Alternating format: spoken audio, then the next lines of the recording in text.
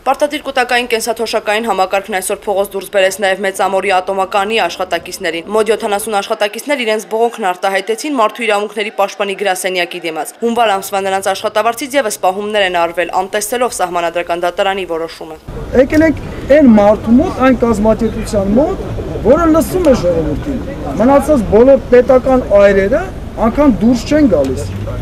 Կամ ուղարկում են իրենց օգնականի վարորդին։ Ատոմականի աշխատակիցները նամակ պահանջ հանձնեցին Մարդու իրավունքների պաշտպանին 700 ստորագրությամբ։ Նրանք իշխանություններից պահանջում էին կենսաթոշակային համակարգից հանել պարտադիր բաղադրիչը։ Բողոքի ակցիայի մասնակիցներից մի քանիսին ընդունեց եւ լսեց Մարդու իրավունքների պաշտպանի խորհրդական Տաթևիկ Խաչատրյանը։ Պարտադիր բաղադրիչի հետ համաձայն չենք։ Մենք չենք ուզում ներկայիս սոցիալ-տնտեսական վատ իրավիճակից ելնելով մենք չենք ուզում 35 տարի հետո լավ ապրել,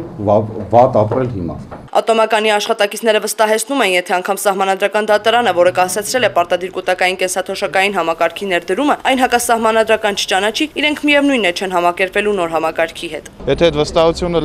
լներ մեր իշխանությունների հանդեպ, կարող է ուրիշ ձևով մտածեին, բայց վստահություն չկա ներկայիս իշխանությունների հանդեպ, դրա համար էլ բոլորը 99% հանրապետության դեմ է։